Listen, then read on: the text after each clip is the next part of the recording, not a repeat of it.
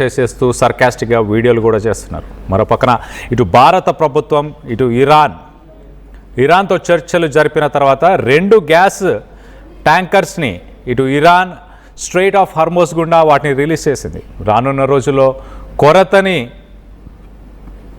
గ్యాస్కి సంబంధించిన కొరతని ఎట్టి పరిస్థితుల్లో కూడా నియంత్రిస్తాము అంటూ ఇటు కేంద్ర రాష్ట్ర ప్రభుత్వాలు చెప్పుకొచ్చే ప్రయత్నం చేస్తున్నాయి. మరో పక్కన ఇటు దొంగలు మాత్రం ఇటు బంగారం కానీ లేకపోతే డబ్బు కానీ అత్యంత విలువైన ఏ విషయాలను కూడా ప్రస్తుతానికి పట్టించుకోవట్లేదు. గ్యాస్ సిలిండర్లని అమాంతం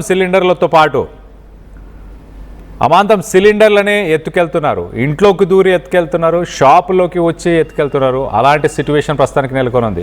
మనం విజువల్లో చూడొచ్చు, ఆ వ్యక్తి ఆ సిలిండర్ని యాక్టివా ముందు భాగంలో ఆ సిలిండర్ని పెట్టుకొని వెళ్ళిపోయే ప్రయత్నం చేస్తున్న విజువల్ని మనం చూస్తున్నాం. చాలా క్లియర్గా ఆ సిలిండర్ పెట్టుకున్నాడు. పట్టపగలే ఇటు మిట్ట మధ్యాహ్నం మరి ఆ షాప్కి సంబంధించిన వ్యక్తులు చూడండి, ఆ షాప్కి సంబంధించిన వ్యక్తులు మరి లంచ్ బ్రేక్ అని లంచ్కి బయటకు వెళ్ళారా తెలియదు, కానీ మొత్తానికైతే ఆ సిలిండర్ బయట కనిపించడంతో వచ్చి ఆ సిలిండర్ని పెట్టుకొని తీసుకెళ్ళిపోయారు. సో మొత్తం మీద దీని మీద కూడా పోలీస్ కంప్లైంట్స్ వస్తున్నాయి. ఇటు గ్యాస్ సిలిండర్ దొంగతనాలపైన కూడా పోలీస్ కంప్లైంట్స్ వస్తున్నాయి. అంటే అర్థం చేసుకోవచ్చు ఎలాంటి తీవ్రత, ఇటు ఎలాంటి ఎఫెక్ట్ తెలుగు రాష్ట్రాల్లో గ్యాస్ సిలిండర్లకు సంబంధించి ఎలాంటి ఎఫెక్ట్స్ ఉన్నాయో ఒక్కసారి మనం